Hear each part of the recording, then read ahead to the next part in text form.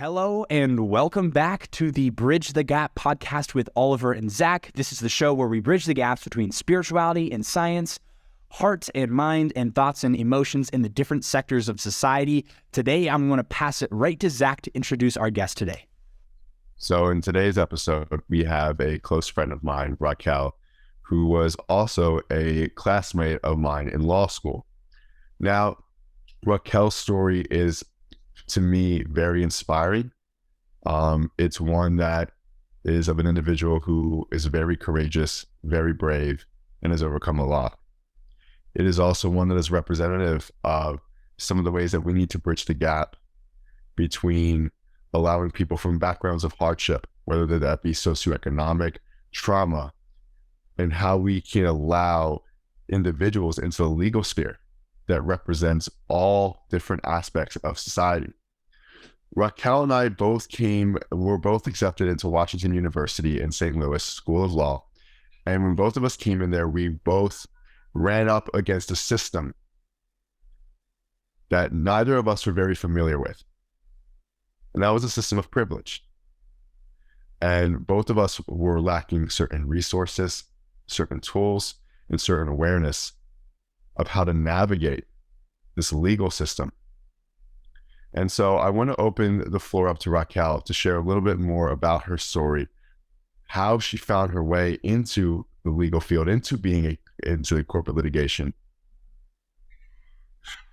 Okay. So yes, guys, my name is Raquel Maragh. I am a third-year corporate associate, actually not litigation. My story is, I think it's very unique, and I really do hope that it can help someone else in any way, hopefully it's relatable. So just to go back a few steps from my admission to Wash U Law in St. Louis, my journey started on the beautiful island of Jamaica. So I am Jamaican, born and raised. I am an immigrant. I am a first-generation college grad and professional grad. So my parents migrated, and I actually migrated first. I got a scholarship. Sorry, my voice is going away. I got a scholarship to attend a college in South Carolina, and that was the reason I moved to the U.S. Shortly after, I lost my student visa and I became undocumented. I was undocumented out of status, which means I was not legal to work in the U.S. Somehow, though, I managed to move to Brooklyn, New York, where I lived with my grandma, and got some off-the-books jobs. That's the immigrant way. Eventually, I opened a commercial daycare center, still undocumented and still out of status. I was able to start my own business. I went to John Jay College of Criminal Justice, which is a CUNY school in New York City, shortly after I received my green card, which took 6 years, though I was undocumented for 6 years. So that's just the start of my journey. Once I got into law school, it was a complete different world. I must say, side note, the entire time from start of my journey being undocumented, I supported my family. I took care of my family. My parents separated, they split up. Everything fell on me as the oldest child, pretty much. All the financial responsibilities. So I've just been going through life, taking care of my family and figuring life out as I go. So that's pretty much just a summarized version of my start up until law school.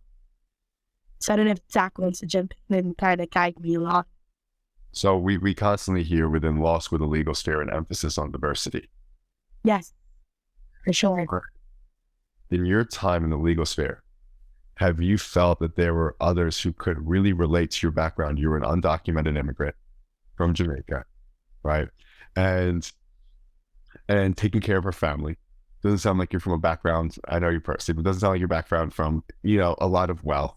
The resources weren't necessarily there. The connections necessarily just through nepotism or family weren't there. No. So when you were kind of running into some of the blocks or obstacles that just come from a person just going through life, being a person in life, things happen, things happen within family, finances. Yeah. Did you feel supported by those around you? And if not, where was that missing link? So to answer the first part of your question, I don't think even to this day, as a corporate attorney in big law, I feel like people can relate to me, much more or less in law school.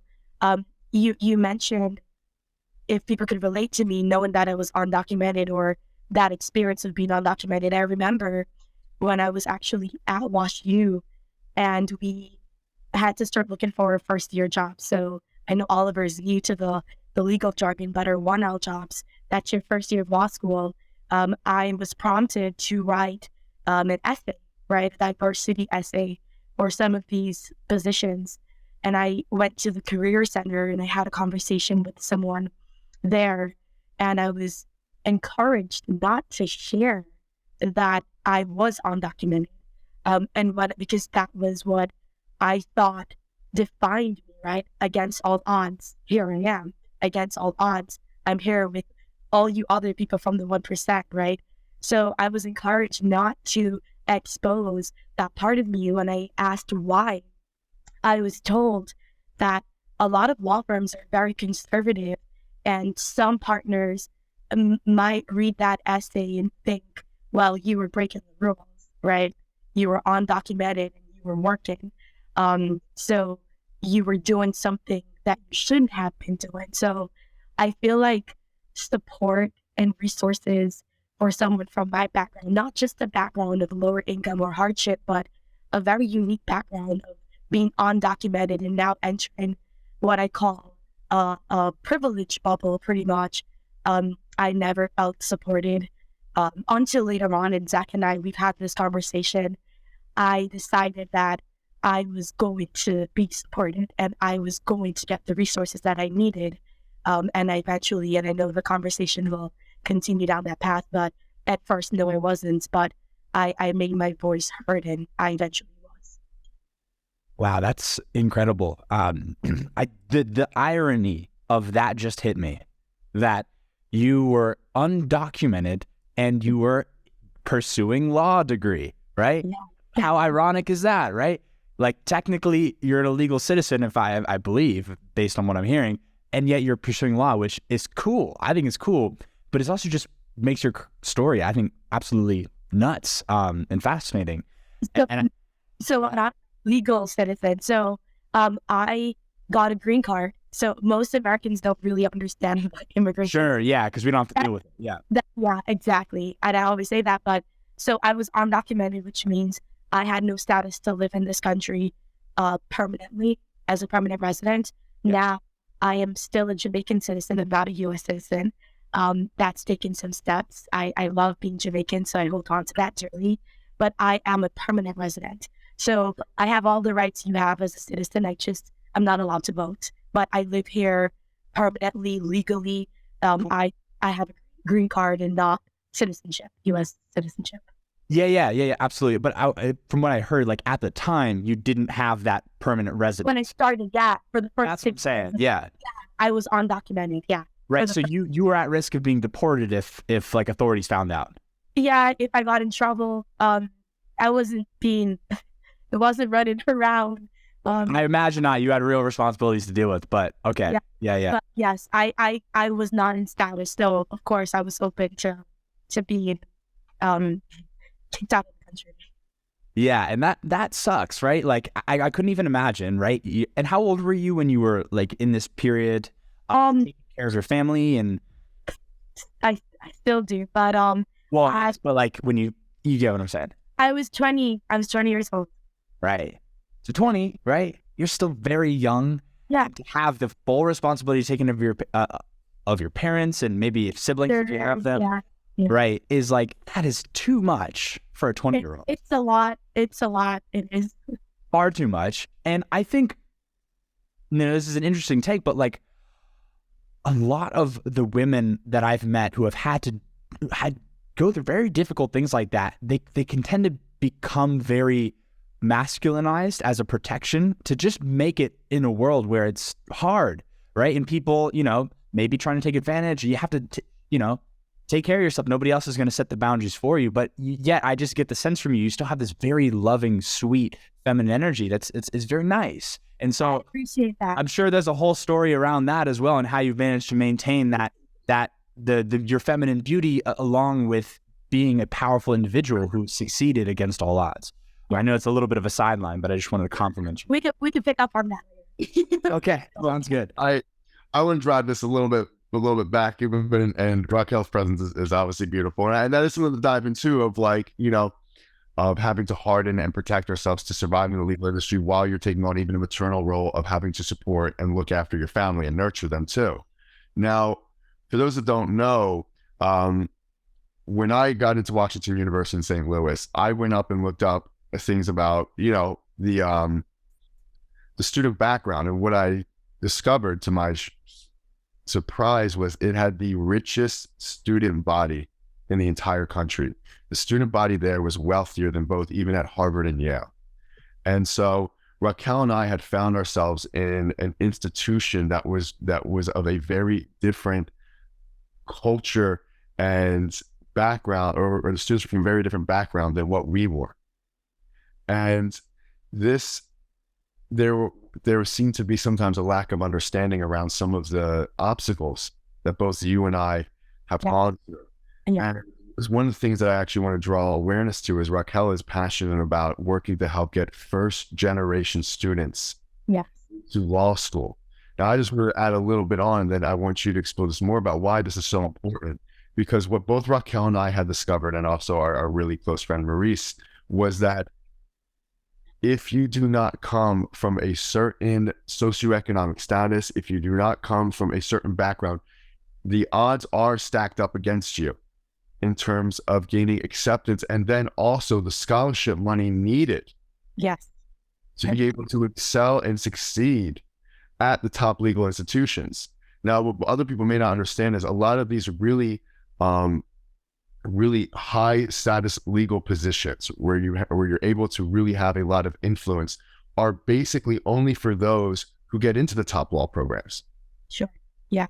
Top law programs at the same time are very insulated in that they create a culture in terms of admissions where you have to have a lot of advantages to get in. And even if you get in, well, the resources and support might not be there. Raquel had to fight vigilantly to receive the support and resource that she needed. Yeah. And from my own personal experience, Raquel, she's always been fighting beyond what anyone could imagine to receive what she needs to have a seat at the table. And so what do we need to do for more individuals like Raquel to be able to have a seat at the table, to be able to gain admissions at these legal institutions, to be able to have the resources and support they need at these legal institutions, and then to have the connections, the networking, and the opportunity to get these legal positions even beyond law school? So I'll jump in and start. Like, that is there's so much to say to that. Zach knows me personally. We were in law school at the same time. So he's aware of the fight. So there is just so much to unpack there. I would personally start by saying, while I was in law school, I did so much research. When I started law school, something that a lot of first-gen students face, it's a lot of guilt, right? There is this guilt of walking away from your family and pursuing your own life. That was huge for me because I took care of my family financially right up until I left to go to law school. So relocated, there was just so much guilt. There was internal family conflicts. I was walking away as the sole financial provider of my family, and I knew, like, excuse my language, that shit was all gonna fall apart, right? But it was something that I decided to do for myself. With resources, I would say, once I got to WashU, I started to realize what I tried to do was I tried to join BALSA, which for Oliver, it's just the Black Wall Street Association. And I got this rude awakening that I went in thinking everyone was like me. I had this misconception that the Black students were going to be able to relate to me and my background. But no, I met numerous Balsa students, and their dads were Germans and their moms were doctors, and they were from these very privileged, high earning backgrounds. And here I was, like, coming from like low income. I just could not connect with these students. So I went to the Office of Student Services and met with the Dean of Student Services, and I expressed to her that I was having some very hard times. The first semester in, my house foreclosed, right, and my family, they were getting evicted. I don't know. I don't think Zach even knew that. But that was my first semester. Law school is very hard. It's a very challenging. It's very competitive. So you want to be on top at the top of your game, right? Because these high earning jobs that mentioned, for you to get them, you have to be top of the class, right? And you're in a top 20 law school. So everyone's super smart. They're from Harvard and Yale and all these Ivy schools. So you're competing. I went to a CUNY school, right? A city college. So it's already difficult. So when you have all these external stresses of, well, shit, right? My house just foreclosed. My sisters and my mom sent me a picture of the eviction notice, right, on the door. And here I am trying to study for finals. So I, like Zach knows, decided that this school is going to help me. That you're going to do what it takes to make sure I stay here. Some of the first conversations I had, I was encouraged again to withdraw, to take a sabbatical, to take a semester off, because, no one else here is going through the things you're going through. So it might be best to slow your grades don't suffer so you can come back in a better state. Well, I made it known that there was no better state. Things would only get worse before they got better. And I was the better. I had to stick it out. You were going to help me. And I can't say that the resources were available. I worked with the dean. She asked me what I needed. And just for facts, I did so much research, and I'm very well aware that data shows that the main reason, the number one reason first-gen students like myself, we don't make it all the years for undergrad, for professional degrees, it's financial reasons. It's always number one. It's financial reasons. We have to withdraw from programs, and that's what I faced in my first year at WashU. But I spoke to the dean and I told her, I need money. I need more money. the loan, and I'm not sure if Zach knows this, if this happened to you. When you apply for student loan, the school caps how much you can take out.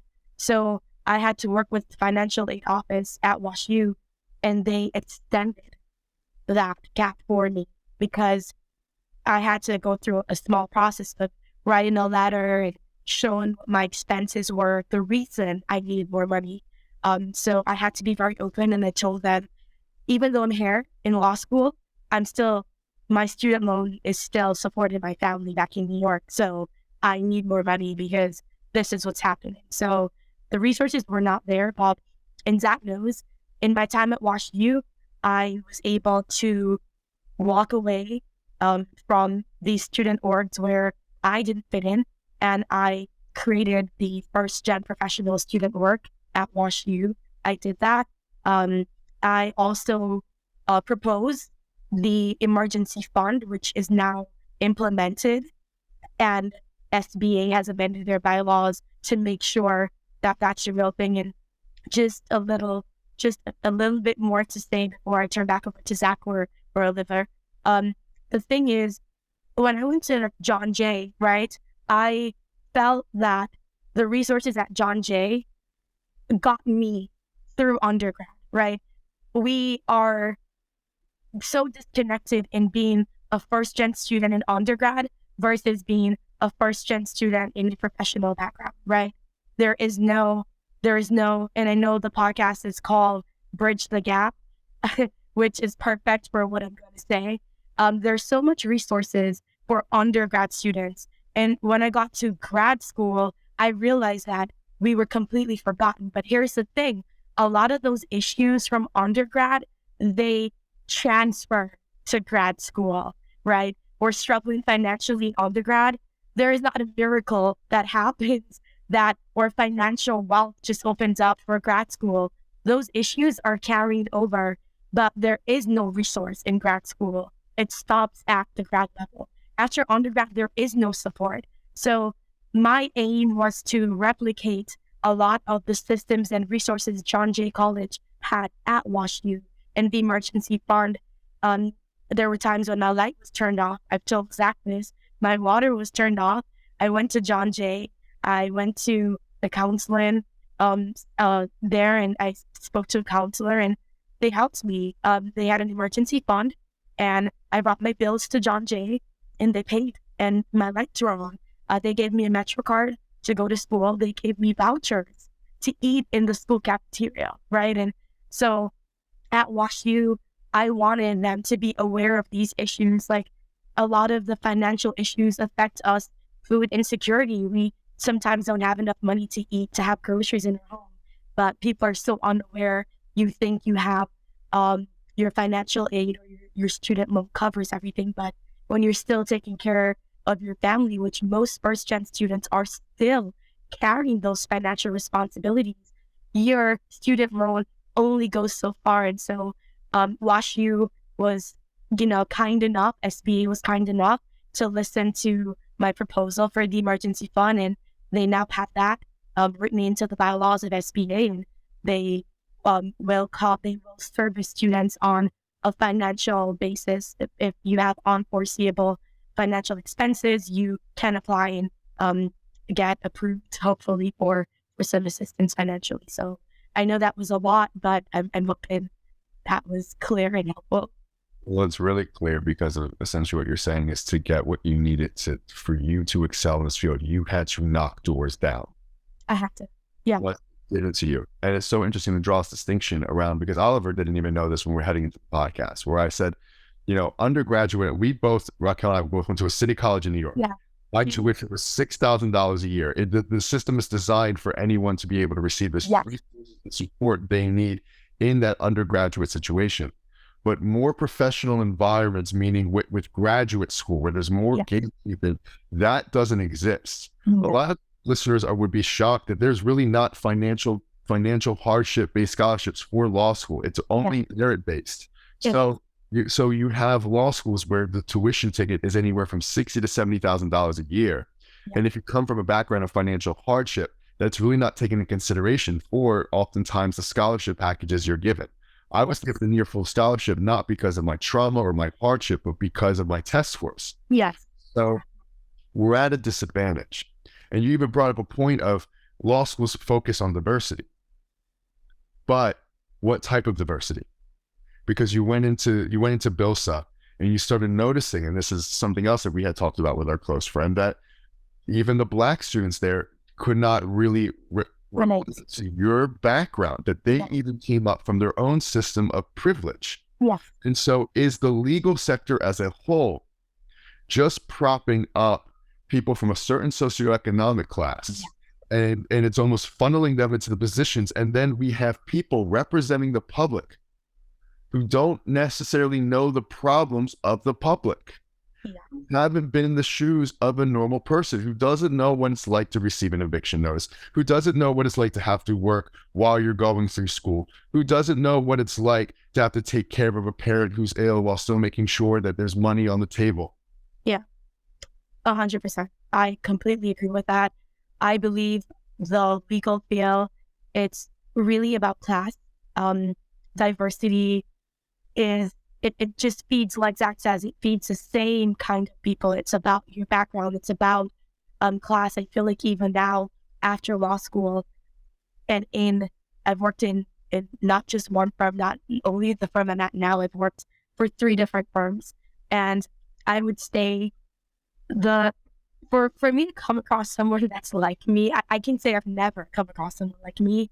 I would say that the legal field, it's just very standard with people from the same backgrounds with the same experiences. Even though diverse, yes, in skin color or languages, and diversity is something that is so broadly defined, right? I like to say that if there needed to be a face for diversity, it should be me, because I'm an immigrant, first gen, minority woman. I am diverse in so many ways, and I feel like my diversity just doesn't fit into these spaces, because I still to this day don't feel like I belong in these spaces, right? The space is just not for me. I feel like even as an associate who, during my first year, my mom, and Zach knows this well, my mom just suddenly became ill. We still to this day, when we brought her to the hospital, they were very unaware. They said she was just low potassium, but it was just a very frightening, traumatizing time, and I had to take some time off work. But even when I took time off work, before I took time off work, I was trying to balance taking care of my mom, still working. I was billing 16, 17 hours a day, working on deals. And I would get up at 3 a.m. to assist my mom. She was unable to walk to the bathroom. And Zach knows about this in every detail possible. But I was just carrying so much, and I still felt like it wasn't a safe place to say, hey, I'm going through these things at home and I need some time off. Eventually it became overwhelming and I couldn't carry anymore. So I spoke to my supervisor, and he was like, hey, listen, you need to take some time off. You can't balance this. And I to this day, I'm very grateful to him, because when I was like, hey, just give me 3 days, he was like, no, you need 2 weeks. You need more time. So I felt like he was very understanding, more so than I was understanding to myself. And the next thing about being first gen is we grow up in this mentality and have this mentality that remains that we are our own support system. I consider myself my immediate support system, and I'm not going to say there aren't people that I can count on. Zach's a very, very close friend of mine, but we're not good at asking for help. We're not good at saying, hey, we need this. Hey, I need this. And I learned how to do that in law school when, again, I was trying to balance everything that was falling apart, being a first-year law student, navigating that world. Zach knows it's a very, very niche world. It's very unique in so many ways. Law school, how to study, how to navigate the spaces. It was completely new, but again, just we don't know how to ask for help. But when I became extremely overwhelmed and I realized that, you know what, no one here is like me, but you're going to learn about me. You're going to understand me. And Zach knows when I spoke to the Dean of Student Services, I said to her, there's no one here like me. This is a privileged bubble. But what's going to happen now is this school is going to learn. I'm going to teach you how to help me. Because I went to her, and Zach knows, and she said, I don't know what you need. I don't know how to be there for you. And I said, well, I'm going to show you. These are the things I need, right? And I was very vocal. And from my personality, you could probably tell that if there's something that I need to get to or I need to get to, and there was no plan B. I was going to graduate from law school. I was going to be a lawyer. I was going to be able to work a job that could secure me financially. I struggled for so many years. Financial insecurity, Zach knows that as well. Struggling financially, I was in survival mode. I saw nothing but 3 years. I can do this, right? 3 years of going through this. This is challenging, but where I'm coming from, the life I've had to live, that was challenging, right? And at the end of the day, what's not going to happen for Raquel is I'm going to withdraw because this became overbearing.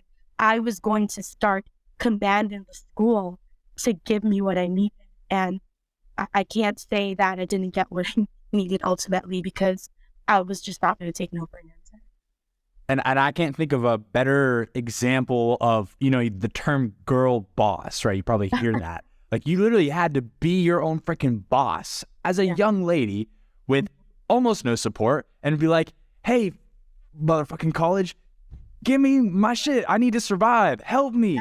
You have money. Help me. Right? Yeah. There is no real support. Bolsa is not it. Right? And it's just incredible. And I know very well, and Zach I'm sure does as well, we work with people who are in that fight or flight space a lot, which is a state of survival. And when you're in that state, it is incredibly difficult to sit down and study and focus and do those higher mind tasks because our survival primal side is getting triggered all the time. And it's, that's why a lot of people have ADHD. It's not just because they have some weird chemical imbalance. It's because they're actually in that anxious state, that fight or flight state, which is not a space for focus. So that to me is, I don't even understand how you were able to do that. But what you had just said, I think gives a lot of, kind of answers that question in my mind a little bit, is you just had it very clear in your head. Like this, getting through a few years of law school is cake compared to the struggle that I've had in these earlier parts of my life. I'm going to do whatever it takes. Yes. I'm going to make it happen because there is no other option. No. Because ultimately it probably felt like your life and your family's life was on the line. And that I can't think of a stronger motivation.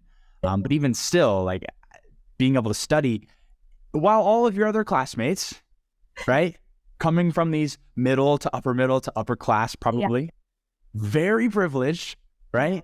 Put in the special classes, given tutors, right? The best quality foods, right? Put in sports and extracurriculars, right? Comfy, cushy, and you're somehow right there with them, competing with everything that's going on. And just that simple point alone of just like them not having to be in a survival state and you having that alone is such a crippling thing. So I'm blown away. I'm very impressed by your story. So I also want to say for anyone who's listening who wants to go to law school, a part of my story too, I was handling all that, but at the same time, I created the student org for first-gen students. So I had to go through a whole process of presenting my proposal to the SBA board, but I got that created. I also was the VP for BALSA. I was the vice president for BALSA while I created the first-gen student org. I hosted so many activities where I worked with BALSA to work with us as first-gen students and put on what not to wear to an interview or to teach not just first-gen students, but minority diverse students how to walk into a room and make sure it's not your parents that you're not getting a callback interview from. In addition to that, I worked for a year and a half. So my second year of law school, I worked until my third year. So I worked for a year and a half in law school. I worked as a law clerk for a small law firm in St. Louis. So I was going to classes, taking 5 classes. I was taking care of my family. My sisters eventually had to move to St. Louis because I lost the house. And it was just nonstop things happening. My grandma passed away during my externship, but it was always a reminder of what I have if I get off this journey, if I walk away from this journey. What I have is a lot of just sadness, a lot of trauma, a lot of financial what ifs, a lot of just unaware of what my life would be. So it was everything falling apart, right? Along the sides, behind me, everything's falling apart. But like you said, it was flight or fight. And I'm a natural fighter. I'm Jamaican. Culturally, I'm just a very Jamaican culture. We believe in just hard work and pushing through it all. So I was born in Jamaica, raised in Jamaica. My mentality is I have to fight for the things I want in this life. And I don't have the mentality that if this doesn't work out, I can probably get married and find a partner who could support me financially, or, I'll just struggle through life. My mindset is everything I want in this life is going to be mine. And it takes a lot of perseverance and resilience, right? And so I think the hardships in my life prepared me for whatever was to come. And so being undocumented, working off the table, like under the table, supporting my family that way just going to school. When I was at John Jay, Zach knows, I was a full-time student, but I also worked full-time. So I worked from 9 to 5, and I took my full-time classes after work, studied for the LSAT, and worked full-time. So I've always just had a lot on my plate. So going to law school and going through life, which I call it life because it's been the same from I was 20 till 32. It was always the same hardships. It was always financial. It was always financial hardships that I faced. And so I knew what was ahead with my JD. I knew the doors that were going to open at the end of this 3-year journey. So it was just survival. It was, I'm going to get here because when I start working, I can take care of so many things that's wrong in my life, which were all financial based. So I actually want to chime in too, and I hope I want the viewers to understand. No, I want the viewers to understand where our paths collide and where they differ, right? Because I think both of them are powerful. Both of us came from the City College environment of New York City. We both found our way to Washington, St. Louis. We didn't even know each other beforehand.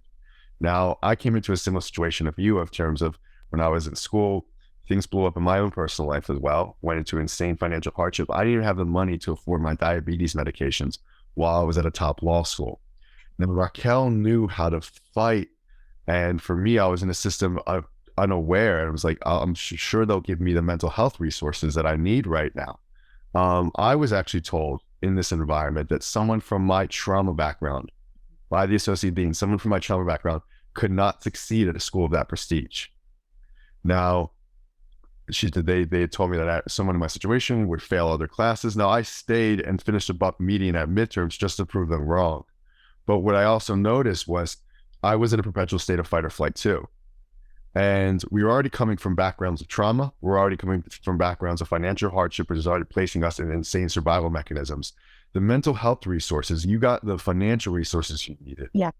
But we know the mental health resources weren't really there as well. In fact, when we would go to these like events every weekend, they would just flush us with alcohol. Yes. And the problem in the legal sector of alcoholism. Now, someone like me, Raquel fought her ass off and finished. Someone like me at the after one semester, despite finishing with the grades needed to continue, said, this environment is going to destroy me. Yeah. I need to step out. And there is such a lack of awareness within the legal sector, first off, of the mental toll that's put on someone when they're working 80 hours a week, when the environment is so hyper competitive, where you're constantly ranked on top of each other. We were some of our classes, and I want to hear your opinion on this. I felt like the underlying reason for some of the casework we were studying, like the socioeconomic or policy implications or what this said about society, that wasn't really what mattered. It was, can you break down this tenant? Can you know the law like this? It wasn't about like the social aspect of what we were doing. And you have somehow, I don't know how, you have somehow kept your light and your soul intact. I see it every day. Yeah. You're one of the most beautiful people I've ever met. Like, I love you from like the dark, deepest places in my heart, right? As someone, but it is normal to watch even those from privileged backgrounds continue to lose themselves more and more each year that they're in the sector. You know, I remember when I was thinking of applying to top law schools, right? And I'm someone who was a high school dropout, so this is a big change for me. I met someone who was in the legal sphere, and I said, you know, is it worth it? And he looked and he said, it becomes a golden cage. Yes. It becomes a golden cage. And you lose sight of your family. You're not really there for people. And then it doesn't seem like an industry that is very focused on the mental and emotional well-being. And you have been able to navigate in these high fight or flight states. I think some of it is because this has been your life. But do you think there's something needs to change even within the workplace culture in law? We don't talk a lot about workplace trauma. Yes. Right. But as Oliver mentioned, when we are constantly in a fight or flight state, our real ability to connect emotionally with love and joy and appreciation, that's offline. You are just in a hyper fixated, I need to get this done. And the legal sphere encourages that. Yes. But there's also a code of moral and ethics that that the legal sphere upholds. And yet we live in an environment where they're placing us in workplace environments that ask us to constantly abandon ourselves. Yes. Constantly neglect our emotional needs. They constantly ask us to say, we need to win this case at all costs. Yes. Aside. Yes. What's it been like for you in this sphere, and what have you seen as you watch your classmates or your other associates navigate their own mental and emotional wellness in an industry that doesn't seem to prioritize that at all? And I want to frame that question as well with like, how, Raquel, do you think we can bridge that gap? Because that's a pretty major gap. So I think it comes down to the person. I would have to say that the environment across the board, I believe it will be the same. Zach knows that big law, and for those listening who don't know what big law is, so big law pretty much it's the most sophisticated law firms, right? They have the highest revenue and they get the most sophisticated work, and AM law ranks firms from 1 to 200. So big law pretty much normally, I would say it's probably the top 50 firms. Some might say it's the top 100 firms, AM 100 firms. So I believe that in big law, the culture is pretty much the same. It is work, work, work, work. I'm a corporate attorney, so for litigation, it's a different. I would say you represent more so going to court, and the communication and all that's different. But I could speak as a transactional attorney that I believe in putting myself first. I would say my first year as a first-year associate, I fed into that grind machine of you need to make the hours. There's just so much pressure in big law, in the legal industry, because it's very competitive, right? You're competing with all of the associates on a junior level, a senior level. Everyone's just kissing ass. Everyone's just working nonstop because it's all about who works the most, right? And we have another friend, mutual friend, who is at another big law firm, and we have friends all over different law firms, and I've had friends tell me that the partner of their practice group, the leader of their practice group, has told them, you can't take vacation. Oh, you can't on the weekends, you can't go to weddings, you can't go to events. You need to respond to my email on a Saturday in 15 minutes, right? So everyone's in these different firms with these different practice group leaders who has the most unrealistic expectations. And so when I say it comes down to the person, pretty much I fed into that my first year. The most anxiety you face in this space is not having enough work, which is crazy. If you're not billing, if you're not hitting your billable requirements, then you are stressed. So you're stressed if you don't have enough work. You're stressed if you have too much work. It's nonstop, just a stress machine. You're just rotating. It's always stress. So when I say it comes down to the person, for me, my second year, I decided my mom had gotten sick. I decided that I was going to set my own boundaries. And I can't say that a lot of the light and the joy that I have is just coming from me. I go to therapy, right? A lot of that comes from my therapy sessions. I started going to therapy about 3.5 years ago. When everything comes down to the person, we have to be ready to do the work on ourselves, for ourselves, whether that's the mental health work, emotional work. Being in the survival mode for the last 15 years of my life and just going, I did lose touch of my inner self.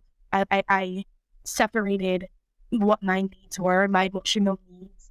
I separated what my mental needs were, because I had one goal only. So once I was able to get my JD and pass the bar, I decided it was time now to reflect internally and to switch survival mode. So I switched gears. I got what I wanted, but now my survival mode is myself. It's my mental health. It's my emotional health. It's just not being in toxic relationships. It's just being a healthy version of myself. And I've come to the realization that that healthy version of myself has to exist not only with friends and family and relationships, but also in my workspace. And so I have boundaries. I work 16 hours a day if I'm on a closing, and I build 70 hours in a week and we close the deal. I take 3 days off. I take some time for myself. I was just in Jamaica. I just got back this weekend. I worked remotely for the first week. I took 3 days off. I took the last 3 days off. I took roaming off my phone and I went to a remote part of the island and I watched the sunset. And so for me, it's all about boundaries. And firms don't like that, right? Because when you have these boundaries where I'm not going to be working from 3 in the morning until 3 the next morning, I'm not doing that, right? And so partners realize that you're not doing the hard work and you're not a great team player, then they don't put you on deals. But that's just what it is. Because at this point in my life, you're not going to get me to value the things that are important to you. I'm just a number here, right? If I know, and this is very sad to say, but there's colleagues at firms that I worked at that they've committed suicide. They more than one, right? And because they worked so much, they've gone through bitter divorces. Their partners walked away. I want to have a family. I want to be married. I want to have a child. And I'm calling all that into my life. And boundaries are important as you go through your career. And I think this is important to everyone's career. It's not just law. It's everyone. You should have boundaries because at the end of the day, your emotional health, your mental health, if those things are not intact, you're not going to perform well in your career. So we have to work on those things first. And for me, that's just my priorities right now. I'm my priorities right now. So let's just bridge the gap here, and then I want to pass to Oliver and get his thoughts on this. Right? Of course. No, well, because you said something so important. In workplaces, we can tend to look as authoritative figures as we have no voice, we have no power, especially within the legal industry. And what you are saying here from your background of overcoming everything you have and having to fight for yourself is, regardless if it's law, in your workplace, for you to have a mental, emotional well-being, you need to learn, first off, what your needs are, what your boundaries are, and then to assert them. And that if the workplace, if the authoritative figure, if your supervisor, whatever, is dismissive of your boundaries, dismissive of your needs, you are willing to walk away. Yes. The power is coming back into the worker. The power is coming back into the employee. That you don't have to stay. And we've talked about this thing before. You don't have to stay at the same firm for 7 years. That you have the autonomy and sovereignty to say, you know what, these are my boundaries, these are my needs, and I know there's a workplace environment that will allow that. And that also is a big proponent of slowly taking ourselves out of survival. When we're in survival states, we think that if we lose this job, if we assert our needs, we'll lose everything. And it only perpetuates this. We only stay on this kind of rat wheel. And what you're saying is taking yourself off the survival wheel is also saying, I know that I can assert my needs and I will be okay, even if it feels scary. Yes, 100%. I completely 100%. I sign off on that. Because everything that I've been through tells me that I'm at the best place in my life.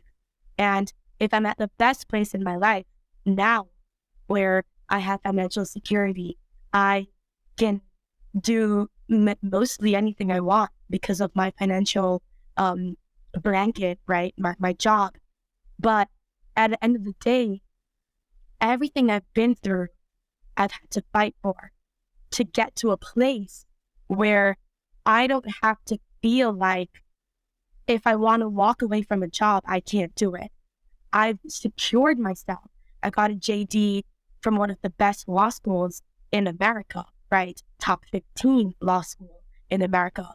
I now know that with my prior work experience, with my resilience, with my perseverance, I walk into an interview very confident that you're never going to find someone like me that works hard, that will get the job done. I know that there's this saying that first gen students, they have a greater ability to overcome all odds and odds of all kinds, right? Because we've had to fight and overcome so much. Now that I'm at this comfy place in my life where this is the least I've ever had to fight because I fought for all the things I wanted, I'll be damned if I'm going to stay here and be pounded by a system, right? And not have this mentality that, hey, this doesn't work for me. And so since it doesn't work for me, I'll take my degree and my 2 bar admissions and I'll find somewhere else that will allow me to navigate my needs, both personally and professionally. Yeah. And that I think just not even just the words you're saying, but the energy that you embody as you say that goes to show the strength that you've molded along your journey through everything you've been through. And it's powerful. I think it's tangible. I think people could just really feel that through what you're saying. And I think a lot of us could use more of that strength, that ability to take care of ourselves and to set boundaries when we're being abused in these different areas. And I think whether it's law or another place, I think a lot of people feel an abuse from corporate America. Yes. Right? And I want to ask you a question, Raquel, because what I love to do in this show is I love to have the guests offer like tangible changes. Maybe there's action steps involved, but just like what we're looking for here at the World at Large, we're looking for transformation. Because things are not ideal as they are right now. Change needs to come in order for the world to be a better place. It sounds obvious, but I want to get specifics from you. And I'm going to ask you, what 3 changes do you feel like would be most helpful in the legal sphere as a whole? If you could just magic wand, boom, these 3 changes, society is different here. What is that for you? I believe that every law school should implement a first-gen designated person on an administrative level, right? Because student orgs can only do so much. I created the student org at WashU for first-gen professionals, but there's always going to be a lack of support, or we can't do as much as someone from an administrative level. So I think the schools should make it their responsibility personally to implement programs on that administrative level. So that would be the first thing if I had a magic wand. The second thing I would say, after law school, being a first gen in a law firm, first gen law student in the law firm, it also feels like an odd fit sometimes. I believe that Zach touched on mental health earlier. A lot of times first gen students are in survival mode, and so it is the fight or flight, and a lot of that transitioning to move from that stage into I'm safe now. I can kind of detach from all those external things in my life because I have the security that I needed financially. We need a lot more mental health resources. I know a lot of firms are doing mental health policies now where they have like yoga and all these like these wellness activities. But I think it goes much deeper than that. When you've had financial insecurities for 15 years, that creates a trauma. And a lot of us as first-gen students, we don't know that financial insecurity is a trauma, and we don't know how to transition from that trauma.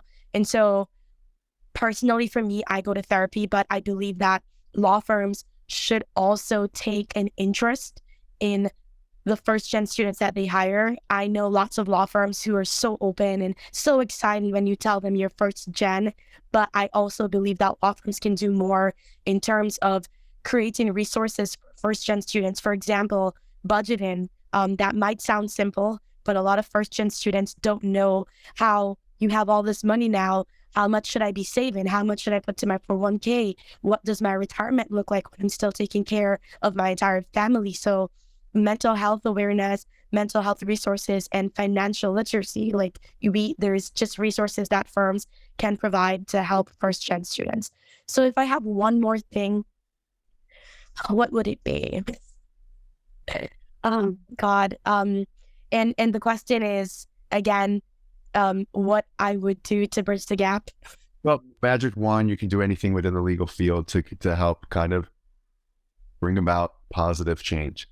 Yeah, and to bridge some of the gaps that we've highlighted along this conversation, and you've already mentioned two great ones, and just if you have a third, it's not a requirement, but you're welcome to share. So if I had a third, I would say it would be creating an honest system of support, creating an honest support system. I think a lot of support systems are very superficial. I believe and this I would apply to both law firms and to law schools. So a lot of first-gen student orgs in law schools right now and pre-law school first-gen student orgs, they focus on, I've done lots of research, they talk about mentoring, and one thing that they do to get you ready for the legal environment is take you to courtrooms and to visit law firms. I believe that is a huge misconception. Going to a law firm or visiting a courtroom, I don't believe that is mentoring in its truest capacity. And I don't believe that really opens your eyes to what you're walking into. I believe it's very superficial. I believe support looks like teaming up first-gen students with first-gen students that's in their first year of law school, their second year of law school. Mentoring would be better for them if they're not teamed up with other law students, but teamed up with first-gen associates that are already practicing so they can get a real world view of what practicing law is. It's not just going to a courtroom. It's not just a moot court trials, and that does not prepare you for what you walk into when you leave law school. So I would say there needs to be a transition. There needs to be some program that allows law students to transition into whether you're going into litigation or you're going to transactional work. There needs to be a bridge between leaving law school and getting into the practice of law. Because law school, it's classes, it's networking, but practicing law, it's completely different. And law school, Zach should know this by now, does not prepare you for the practice of law. It's a complete different world. And I believe a lot of first-gen students like myself was very unaware and will be very unaware that those two worlds, though they're connected, they're very separate and very distinct. So there needs to be some real life transition where you can have law students going into law firms and sitting in on a deal, listening to what, the deal structure is, listening to just witnessing how the kind of work you will actually be doing and just the skill sets that you need to do that work, because the law school doesn't teach you that. Got it. And at the core of what I'm hearing you say is that you want more first-gen students, you could say, succeeding in law. 100%. Because we can do it. Yeah, 100%. We're very capable. 100%. Very, very capable. And beyond that, I believe that that's going to really help change, because there's a lot of corruption in the legal sphere, right? I think generally the average person is aware of that. And, it seems very simply, by your story and everything I've heard, it's a system built by the rich for the rich. 100%. And kind of screws over the little man. 100%. So by having more first-gen students succeed in law, becoming lawyers, practicing in big firms, and like you've done, I have no doubt in my mind that you have made a positive impact in your firm where you've worked, because you're there rooting for humanity, for people, and you're not just only money hungry and losing the humanity. That's been such a part of your journey. You can't separate from that, and we need that. Right? We need to have that. That's what I think the biggest gap here is, there's such a lack of empathy and heart in the legal sphere. And I think you really bring that. And I think a lot of first gen and just a lot of people who haven't had it easy can bring more of that heart and more of that human understanding and empathy, compassion, these good things. 100%. And that's what's going to help make a transformation here. That's what's going to help us not stay corrupt, but transition to something that's much more ethical, much more for the people, by the people. Yes. And just money driven.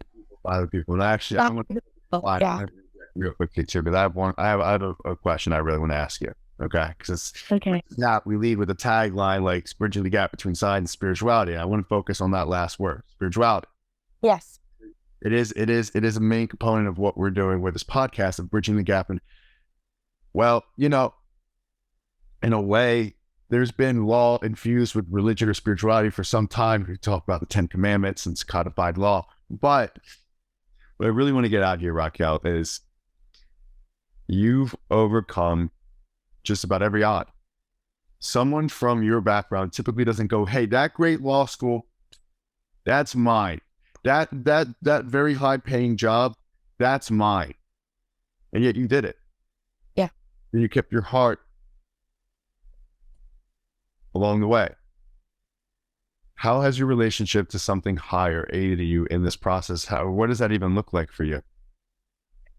That's a great question. I'm so glad you asked that question. At some earlier point in the podcast, during our conversation, the thought came back to me. So my mom, I grew up in church. Zach knows that. I grew up most of my life I spent in church. I was very involved in church. My mom was an overseer. She had 3 churches back in Jamaica. And my whole journey in just becoming a lawyer, the reason I thought back to this, when I was 18 years old, I was leaving high school. High school is very different in Jamaica, guys, but I was leaving high school, 18 years old. My mom had a prayer meeting, and after the meeting ended, my mom called me aside and she said to me, hey, Raquel, God told me that you're going to be a lawyer. And I said, I don't want to be a lawyer. I want to be a journalist. That's what I'm looking into. I want to go to a university to become a journalist. And she said, it doesn't matter what you want to be. God said that you're going to be a lawyer. And when I graduated from law school, I called my mom and I said, hey, I guess your prophecy is fulfilled, right? It took 20 years, but here I am. So when it comes on to my spirituality, I believe in God. I was raised Christian. I grew up in the church. I've been able to just fight using my roots of knowing that, you know, there's nothing that God gives me that I cannot bear. There's no burden too heavy that I'm given that He hasn't already given me the strength to push through and to carry through. So my spirituality, my faith is very key to who I am. I lost my way along the line, but I've been a way more committed to God. I've recommitted my life to God. I've turned my focus back to God. I've been going to church faithfully. Every Sunday I go. Zach actually came to church with me when he visited me in New York. So I've just recommitted my life to God, and I've allowed Him now to say, hey, I've kind of been in survival mode and kind of took all these steps, but now I want you to kind of take control. I want to put less of myself and I want more of you. So that's just the journey I'm on now. And I think that's where Oliver mentioned earlier that I have this feminine energy and this peace. It's because my peace comes from God. I've never felt more peace than when I recommitted myself to God, and I read the Bible every day. I pray a lot more. So that's where a lot of this joy comes from, because now I'm not trusting only in myself. I've now given my trust over to Him, and I'm like, hey, whatever it is that you want from me, I'm right here. Whenever you want it, however you want it, God, I'm right here. I'm just here waiting on it. So I think what you said was beautiful. Is you're in an industry and your life has been so much about fighting, and yet you're able to create this harmony within you because you are able to let go and surrender. You are able to higher. And so how does someone like you work the hours you do, have all the pressure that you have, and able to find that inner peace, that serenity that clearly comes off, right? Just even Oliver brought it up. It is that ability to trust, let go, and surrender. That's 100%. I agree. I love that. Oliver, any thoughts? No, man, I think this has just been a wonderful conversation. And I think we've brought to light together some really important issues in the legal sphere. And I think, Raquel, your story is incredible. And honestly, your story just reminds me of those people who they make it their career of being like public speakers because they had just an amazing story, and they go speak at high schools and get paid to do that kind of stuff. And I could see you doing more of that. And from what I understand, this is your first kind of speaking engagement. Yes. Sharing your story. So what was that like for you? I was super nervous. I texted Zach a million times. I'm not sure about this. I don't feel good about this. But Zach has a way of convincing you to do things you're not feeling great about. Not that I'm afraid to share my story. I love my story. My story is who I am, but I think I was just more hesitant that it's going to help anyone, because it's just so different. But I think what it comes down to is whatever your situation is, whatever you're going through, whatever your obstacle is, it doesn't have to be the same exact setup as my life, right?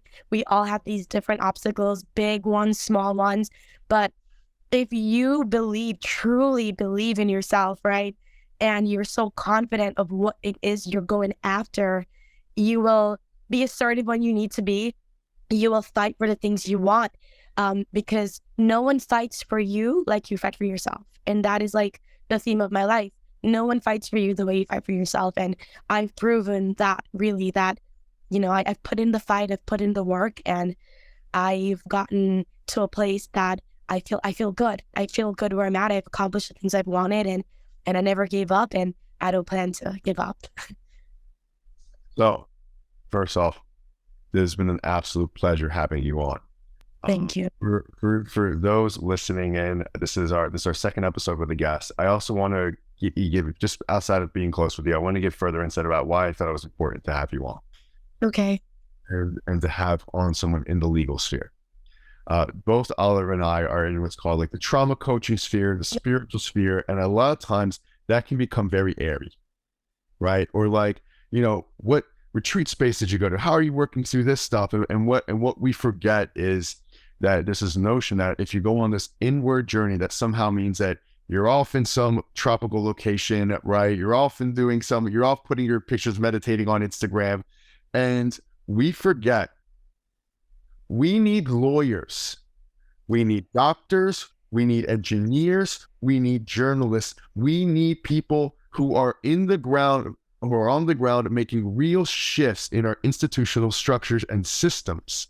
Sure. That part of your ability to navigate and stay afloat in an industry, in a field that does not really care about your mental, emotional well-being, and does not set up a path from someone of your trauma background, someone of your financial hardships to excel. Your ability to navigate this field effectively partially comes from your own dedication to therapy, to inner work, to understanding your needs, to understanding your boundaries. Yeah. So what we want people watching to understand is I know we're going to have people watching right now. We're pharmacists who are how do I navigate big pharma? How do I navigate the, mergers and transactions? Yes. Right? How do I, or I didn't say that right, but but how do I navigate these big fields? Am I just supposed to if I do inner work, does that mean I quit this? No, not necessarily. The inner work journey and these tools and these resources can actually aid your ability to help fields and sectors and actually create instrumental change. We have spoken at John Jay College together already with Maurice, our other friend, about first-gen students and about why it's so important. And these are the changes, these are the shifts that are going to need to be made, and to understand that, hey, I see my insecurities. I see where I'm in fight or flight, and I know how to take care of myself. So I can go to battle in this way, right? Yes, I agree with that. I think the light that you guys see now wasn't there before therapy, and I speak very highly of therapy. I encourage all my friends, family. I'm hey, listen, we all have some stuff we got to work out. We all have trauma. I became very aware of my trauma. I was just anxiety ridden. I was unable to sleep at night. I saw a psychiatrist. They wanted to put me on antidepressants. And I said, hey, no, I'm not. I don't want to be on medicine. I feel like there's another way I could do this. And I can genuinely say therapy has really allowed me to not just create a safe space for me to express the things I feel internally, but it has given me the tools that I need to work through a lot of that trauma. And I was aware, like, hey, these things are wrong, but I was unaware of how to get past and how to work through those things, right? So people think therapy, you just go talk to someone about your problems, but a therapist is like a coach, right? Athletes, they need coaches. You know, you got to get trained. You have to learn the right way to do things. Oh, don't dribble like that, right? So the therapist kind of helps guide you into that path and on that path. For me, I was ready to do the work. You have to be ready to do the work. And I was so ready. I was so tired of just keeping myself in this dark place with the trauma that I've been through and just reliving my trauma and punishing myself with my trauma. And I just didn't know how to get out of that on my own. And I went to therapy and I feel great. I love it. I say I'm not in a relationship right now, but the most important person in my life is my therapist. My therapist is my therapist. Therapist is all over. Therapist is my therapist. Wait, what's that noise? I think Oliver's frozen. Oh, there we go. You hear me? Yeah, Oliver, you back? Yeah, can you hear me? Not really. Oh, my sound glitching? Okay. Okay, sorry. Yeah, and hopefully that you will be your own most important person as well, right? And that you find that as well. And it's funny because what you guys were saying just a second ago reminded me of a conversation I actually had with a client recently. Because when you are working on yourself, you're healing, you're going to therapy, you're getting a coach, you're doing the trauma release, you begin to have a little bit of an awakening. A lot of times it can be spiritual. You have these higher awarenesses. And it's common to feel when you're going through an awakening, to feel like certain mundane things in our lives become meaningless. For example, he's an engineer and he was like, he's really concerned with wanting to become his most enlightened version. So he's like, well, I don't know if being an engineer is very enlightened. He's like, well, should I just go work at a fruit stand? I'm like, nah, man, like that, it happens within. But also, what I made the argument that the most enlightened thing you could do is to keep becoming spiritual and working on loving yourself and loving others more while still being an engineer. Yes. Because just like the legal sphere, the engineering space also needs that like human love and connection and that good energy and that presence and awareness, right? That's what's going to actually make the biggest impact to help the world. And I think like you're a great example of that. Like you can bring in that love and understanding and spiritual connection to a space where it's pretty devoid. And it's, in my opinion, desperate and needing that. And that's why we need more people like yourself who have, that desire and connections to go into it, not to shy away from these, you could say dark spaces, but to be the light. Yes. For the dark space that needs it. Yeah. That's the best thing you can do to be of service and to help be a positive impact on the world, which, by the way, is the greatest purpose I believe anybody can have. Even though so yeah, appreciate what you're doing. So thank you. I want to just chime in and just say, Raquel, thank you for joining us. Don't know on your schedule. I don't want to keep you on too long. And for those listening at home, I think we really understood that Raquel was here for herself to share her background, to share her story. This is a woman who comes from Jamaica, who found her way from a background of having to take care and look after her family, from financial hardship, found her way to a top law program, and is now within the corporate, I'm not going to say litigation, I don't know why I keep saying that, but within the corporate legal environment, who is here to create instrumental change, and also has done so through working with her own mental health, understanding that she needed to have her own needs and boundaries, and that in my personal opinion, is an example of something to be inspired by, is an example of what we need in this world. And this is what also we wanted to do with this podcast, is to have on people that generally inspire us and generally push us to want to be that change in our own lives, because we have a tangible example in front of us. So thank you for coming. And Oliver, I'll pass it to you if you have any final words. Just very simply, thanks for coming on, Raquel. It's been a pleasure, and thank you so much.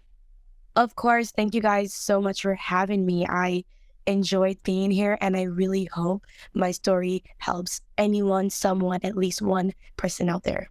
It definitely will, Raquel. I can promise you that. Thank you. We get a lot of people commenting, personally to Zach and I, about how much they love the podcast and how it's helpful for them. And your story is absolutely going to be a part of that. And again, I could very well see you as that person who does a lot more speaking engagement, sharing your story, to being of service to people, because there are definitely other first gens out there who could use that kind of example that you're setting. So yeah, absolutely. Yeah. And I hope that was, I know you were freaking terrified before, but I wasn't so bad, was it? It was so great. Good time. Man. Yeah. But yeah, thank you for coming on, and till next time.